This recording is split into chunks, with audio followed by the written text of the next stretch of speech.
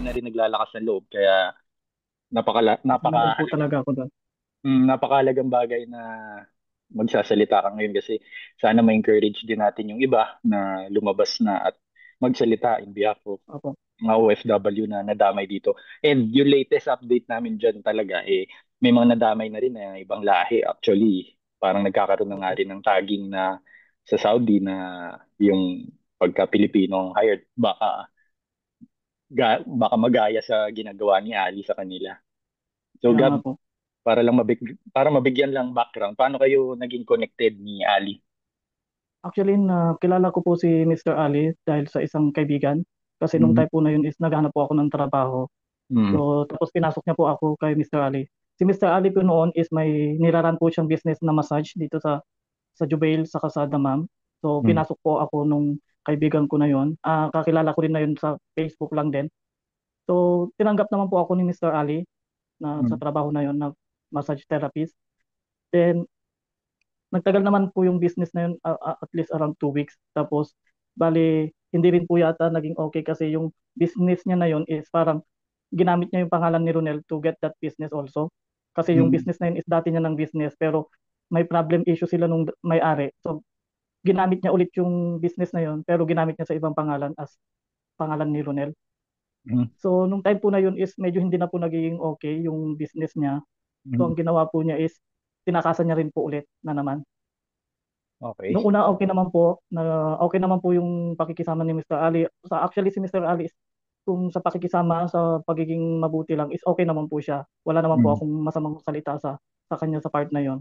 mm, Pero nung kwan po nag-umpisa na po yung tinakbuhan po namin yung shop na yun na hindi niya po binayaran yung renta. mhm. Tapos marami na rin po kami naririnig na issue sa kanya na mga dati niyang staff is hindi niya rin pinasahod. Tapos may mga nagpo-post na rin sa kanya sa Facebook. Balik dalawa Okay. po kaming naiwan ng kasama ko, yung iba po umalis na rin. So sinasabihan po namin si Mr. Ali na sa mga post, tapos pinipilit niyang hindi yan totoo, wag niyong paniwalaan. So kami Mm, naman po nung kasama ko na naiwan, pinaniwalaan po namin siya. So mm, nung nag-close po yung business niya na yon, bali wala na po kaming ibang mapuntahan. So sabi niya, sige sa akin na muna kayo, mm. mag-stay. Tapos hahanapan ko kayo ng trabaho or magtatayo na naman ako ng another business, sabi niya. So nag-stay po kami sa kanya ng isang buwan nakalipas, hindi pa rin po siya nagkaroon ng business.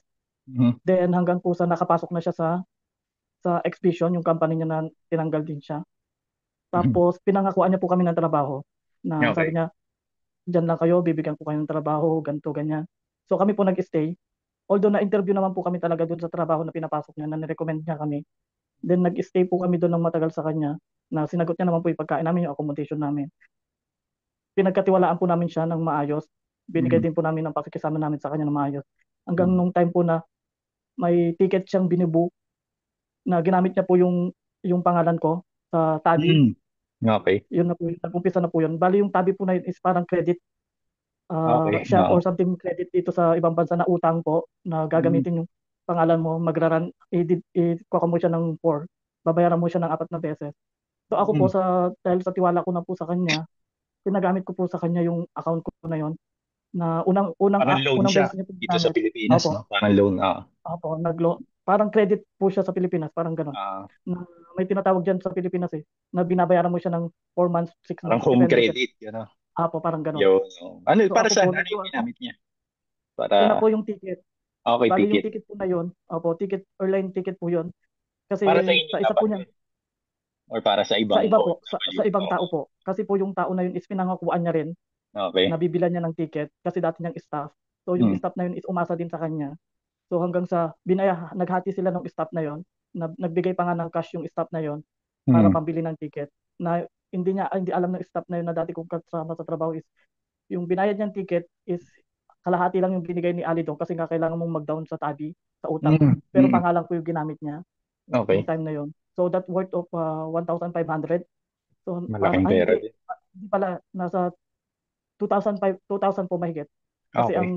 ang monthly niya sa apat na buwan is 532. So Mhm, nung time na yon, 2,500 yon mahigit. Inutang niya po yun, ginamit niya po yung pangalan ko.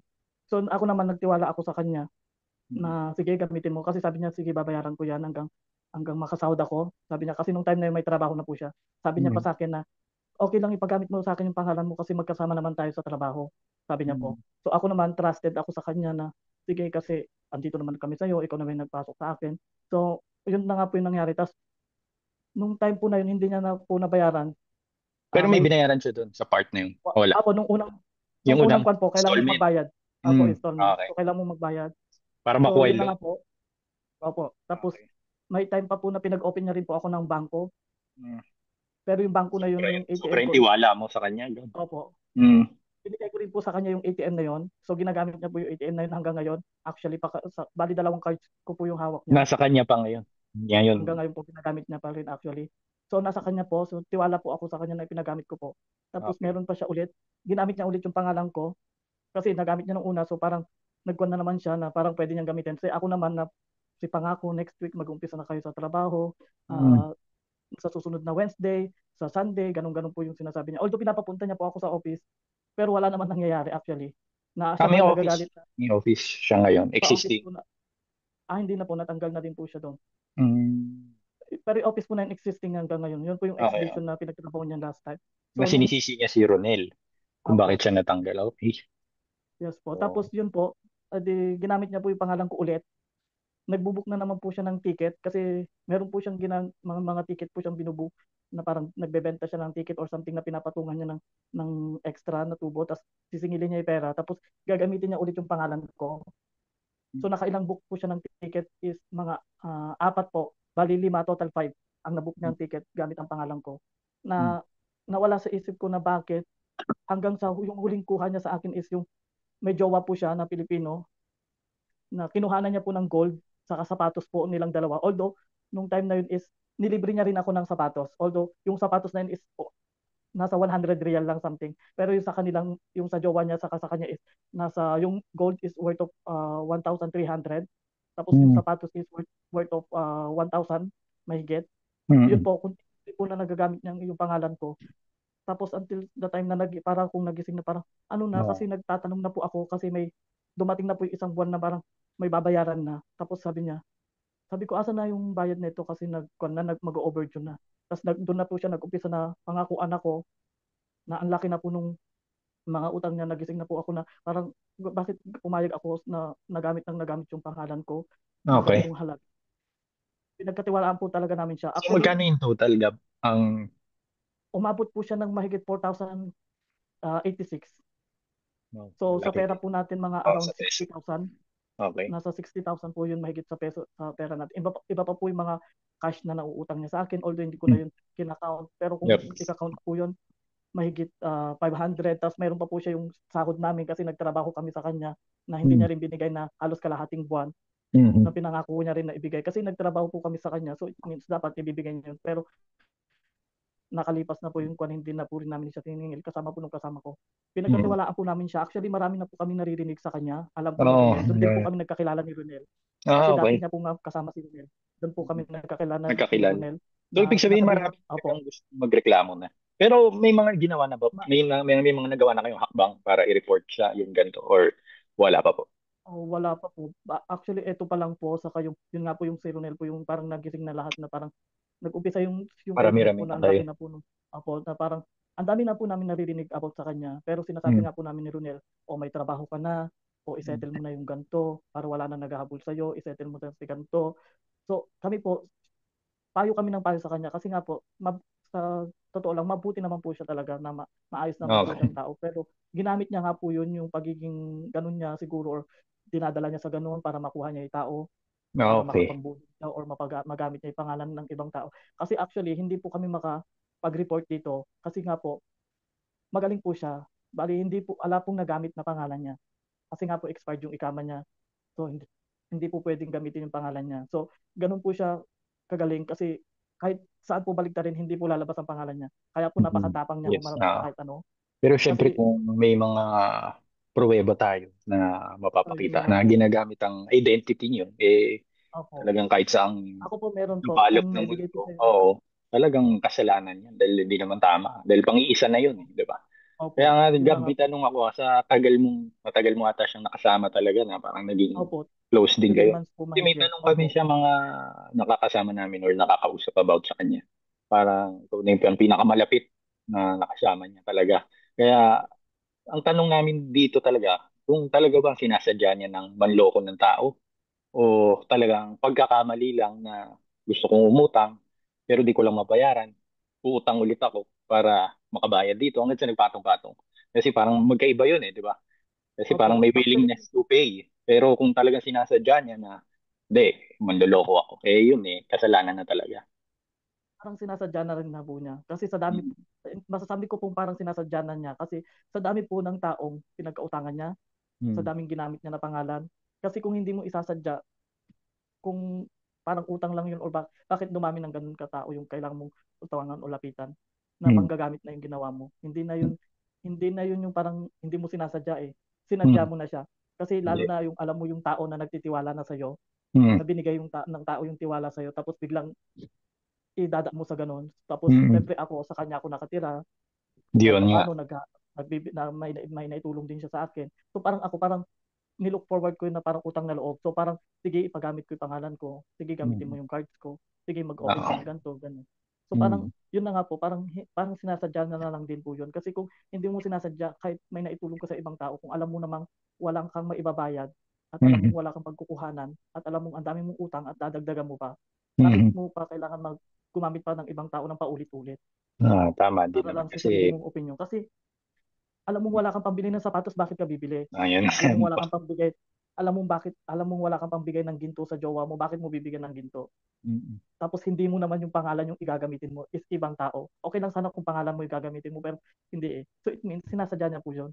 Wala Yes, namang oh. taong hindi gagamit ng ibang pangalan ng paulit-ulit na hindi sinasadya.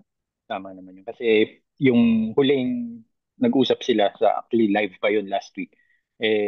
Ang gustong mangyari sana pag-arigluhin para magkasundo na lang na maayos kung babayaran na lang ni Ali yung mga nagawa niyang kasalanan kanila Ronel, kanila Dan, kanila Ate Joy, kanila Ate Tess, sa Gab, tsaka sa marami pang iba. So, Kaya nga ang po eh. buong pagkakaintindi namin doon parang willing naman siya pagbayaran to pero kasi kailangan din natin alamin kung yung mga sinasabi ba niyang yun para takasan lang yung problema for the meantime. Actually, Kaya tinatanong namin actually, lahat ng mga naka-experience kasama siya kung ito ba ay isang scheme niya na kung di ba parang scheme na manloloko ang tao pero wala talaga akong plano diyan, di ba po? So, yun ang inaalam namin actually kaya po, mm, alam na po siyang balak talagang magbayad. Yun yung totoo. Na mahilig siya mangako. Actually hanggang ngayon nagkaka-chat kami na sinisingil ko po siya kasi halos po yung utang po kasi dito pag umabot na po ng due date mm, ng lumagpas na talaga sa buwan, automatic po magpupunta yun sa finance department dito sa ibang mm, bansa. Tapos mm. automatic na bibigyan ka po ng travel ban. Parang Okay. magkaka-case ka na Yun po. yung Actually sitwasyon nagka-case, nila ata. opo, nagka-case na po ako ng dahil sa kanya na yung pangalan ko po yung status ko is maayos. Pero ngayon po parang namumroblema ako kasi wala akong trabaho hanggang ngayon. Hindi ko alam Mhm. kung saan ko pupulutin yung pera na yun na binigay niya sa akin. Although sa ibang tao siguro maliit, pero para sa akin na walang trabaho, may umaasang pamilya sa akin, Okay. wala. Pero hindi So ko malaki alam. na Hanggang talaga ngayon, ang damage ng opo. ganitong sitwasyon sa iyo kasi para lang sa kalaman na iba, pagka may ganun bang kaso ko na travel ban nakakakuha pa kayo ng trabaho sa Saudi or mahihirapan? Actually, pwede naman po. Kaya Ah, kailangan pong bibigyan ka naman depende sa department. Pero hindi naman po malalaman ng ibang company yun na magkano okay, ka-fee. okay, okay. Pero Pero hindi kailangan mo biro talaga din siyang maghanap bayaran. ng Opo. trabaho, hindi ganun kadali, di ba? Opo. Actually hanggang ngayon Oo. kasi nung pinangakuan niya kami ng pinangakuan halos April ako nagpunta sa kanya, May Mm, hanggang ngayon, May tapos May, June, half of June na parang wala na akong trabaho talaga. Tapos sa mm, kanya na kami nakatira. Tapos yung continuously na pinapangakuan niya kami. Tapos ako nag-extra na lang din. mm, Tumutulong din sa kanya sa pagkain, hanggang sa nakakahiram-hiram na siya. Although sa akin wala naman po yun kasi naikakatulong naman ako sa kanya. mm. Na yun na nga po yung kanya. Hanggang ngayon chinachat ko po siya tapos hanggang ngayon pinapangakuan niya ako Mm. na babayaran niya pero parang hopeless na po talaga Yes, kasi so, parang ala na po kasi parang kung gusto mong magbayad una pa lang, saka kung gusto mong magbayad, hindi ka na nangutang, nagbabayad ka na muna sana. Kasi nasa no. 10 yung pinagkakautangan mo. So, kahit dalawa, tatlo, apat, dapat tinigil mo na eh. Pero continuous mo pa rin kasi para saan? Mm. Kaya hindi ko po alam kung Yes, saan ko no. nga po kukunin to. Kasi Dati pwede po rin talaga yung nating stress. i-report na talagang nagamit yung identity nyo. Pero yung kaso mo kasi paano Oo, nabigyan mo ng consent eh. So, nagamit din yung oo, kahinaan mo siguro noong time na yun oo, dahil talaga desperado ka rin na alam ko, wala ka din kasamang pamilya dyan. Siya lang din yung matatakbuhan oo mo nga nung po. araw na Yun na yun. nga po. So, talagang binigay mo yung buong tiwala mo. Talagang nagamit ka lang din. So, yun naman Actually nga po talaga. taalamin namin as organization kung ano yung mga action dito. Kasi actually, Gab, honestly, iba-iba yung mga sitwasyon yung talagang bawat nakakausap ko. Ibang storya ulit, ibang approach ulit kung paano haharapin to ni Ali. Parang patong-patong na talaga Yun eh. na nga po. Ang sa akin lang po, wala naman po akong masamang tinapay na iba sasabihin sa kanya. Mm, Kasi kung pakikisama, okay, sige, nakisama ka, maayos, mm, naging mabuti kang tao sa amin. Wala akong masamang ibig na sabihin. Humarap din mm, ako dito para hindi siya siraan. mm, Para malaman din ng ibang tao na hindi lang sila yung pinagkautangan niya, kundi, or ginamit ang pangalan, kundi pati ako. Kaya mm, kung mapapanood man po niya to na wala akong ibang masamang ibig sabihin nito, umarap ako para malaman din ng ibang tao, saka ma-secure din kung talagang willing ka magbayad is mm, magbigay ka ng specific date or specific time, although nagbibigay ka pero paulit-ulit mo sinisira yung binibreak yun. So pangako ka ng pangako, hindi naman nangyayari. So mm, ang gusto lang namin lahat is parang kung ano man yung ginagawa mo, kung para sa iyo tama or ewan, pero itigil mo na, parang awa mo na parang ako, hindi ako madaling maka-handle ng stress. Actually, alam mo yan, na mm, kahit maliit na problema, parang ang sakit-sakit ng ulo ko, iniisip ko kung saan ko kukunin, kung saan ako magsisimula ulit, kung anong gagawin ko dito sa utang na although maliit para sa iyo siguro, pero para sa akin parang ang laki ng kinuha mo sa akin, kasi hindi lang sa akin pati sa pamilya ko, saka yung mentality ko, yung depression na binigay mo sa akin is hindi napakatindi, na kasi hindi ko babayaran. alam kung saan ko nga kukunin yung pagkain ko, tapos eto may tawag ng tawag sa akin, may update ng update. So parang kung ako, kung tama man yung gusto mong tumulong sa ibang tao, pero may hinihingi ka or may kapalit naman, please lang itigil na natin. Kung Mm, ibang kapalit naman ang maibibigay mo sa ibang tao, although gusto mong tumulong siguro or gusto mm, mong makatulong sa ibang tao, pero kung ganito naman bandang huli is may problema ka rin binibigay na mas matindi pa, is itigil na natin. Huwag na yes. tayong mangloko ng ibang tao. Kasi parang kung sa iyo madali lang siguro, sa dami naghahabol sa iyo, siguro parang wala na to. Wala kaming ibig sabihin or masama para sa iyo. Pero please lang, ang gusto lang namin is mai-settle mo kaming lahat, maiayos mo kaming lahat. Kasi alam mo yan, na paulit-ulit naming sinasabi sa iyo na kung may mga problema ka, i-settle mo muna bago ka, para wala ka ala nang naghahabol, para malinis mo yung pangalan mo. Paulit-ulit namin sinasabi na Ronel yan, saka yung isa pa na aming kasama na Mm, gusto mong tumulong sa ibang tao. Pero iba yung kapalit na ibibigay mo. Yun lang mm. po. So thank you, Gab. And dasahan mo, Gab, na ang organization namin talagang aalalayan kayo. Yung buong grupo na nag-report sa amin sa lalong madaling panahon, titignan namin yung mga actions na pwede namin maitulong sa inyo. At ito namang OFW1 open din kay Ali kung anong mensahe niya para sa inyo. Kung gusto ba niyang ayusin to or talagang gusto niyang umabot sa mga tamang authority para yun ang sumagot sa mga problemang naidulot niya. So yun, thank you Gab. Salamat din po. Mag-ingat kayo parati.